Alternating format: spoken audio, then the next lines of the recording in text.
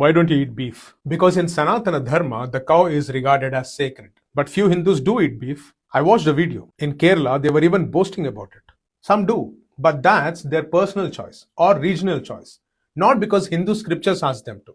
Don't confuse individual practice with spiritual teaching. So if some Hindus eat beef, doesn't that mean Hinduism permits it? No, it means Hinduism gives you free will.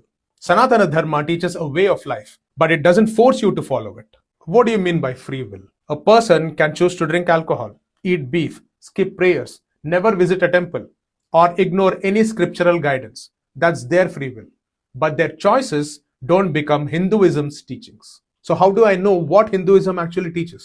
By looking at its scriptures and philosophy, not by observing what. ഇയാളൊരു അഹിന്ദുവോ അല്ലെന്നുണ്ടെങ്കിൽ ഒരു anti സനാതനിയോ ആണെന്ന് ഞാൻ മനസ്സിലാക്കുന്നു.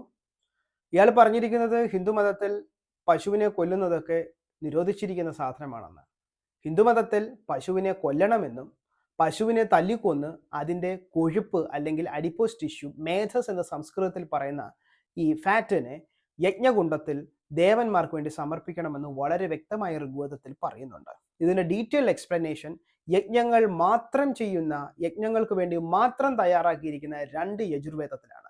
കൃഷ്ണ യജുർവേദത്തിലും ശുക്ല യജുർവേദത്തിലും ഒരേപോലെ തന്നെ പശുവിനെ എങ്ങനെ തല്ലിക്കൊന്ന് അതിൻ്റെ മാംസം കീറി മാറ്റി ബ്രാഹ്മണർക്ക് തിന്നാൻ വേണ്ടി വെച്ചിട്ട് അതിൻ്റെ കൊഴുപ്പ് അല്ലെങ്കിൽ ഫാറ്റ് അഡിപ്പോസ് ടിഷ്യൂ എങ്ങനെ മുറിച്ച് ഹോമ കുണ്ടത്തിൽ ഇട്ട് വരുണൻ, ഇന്ദ്രൻ, രുദ്രൻ തുടങ്ങിയിരിക്കുന്ന ദേവാദികൾക്ക് ഭക്ഷണമായി കൊടുക്കാം എന്നതിനെപ്പറ്റി വ്യക്തമായി പറയുന്നുണ്ട്.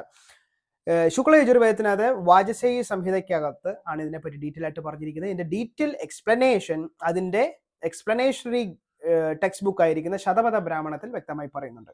അതുപോലെ തന്നെ കൃഷ്ണ യജുർവേദത്തിലെ തൈത്തിരീയ സംഹിതയിൽ 2-ാം കാണ്ഡത്തിൽ 1-ാം പ്രഭാടകത്തിലും പറയുന്നുണ്ട്. ഋഗ്വേദമായിരിക്കുന്ന ആദിവേദത്തിൽ പോലും ഗോമേധായാഗത്തെ പറ്റി പറയുന്നുണ്ട്. ഇവൻ ഒരു കള്ളനാണ്, തെമ്മാടിയാണ്, ആന്റി ഹിന്ദു ആണ്, ആന്റി സനാതനിയാണ്. ഇനി എല്ലാ വൈദികർക്കും, ഇനി എല്ലാ അവൈദികർക്കും പശുവിനെ ഇഷ്ടം പോലെ തല്ലാം, കൊല്ലാം, തിന്നാം, ഒരു പ്രശ്നവുമില്ല. അതിൻ്റെ കൊഴുപ്പ് മാത്രം ദേവതകൾക്ക് കൊടുത്താൽ മതി. അപ്പം ഗോമാതാവിനെ എല്ലാവരും കൊന്നാട്ടെ, തിന്നാട്ടെ.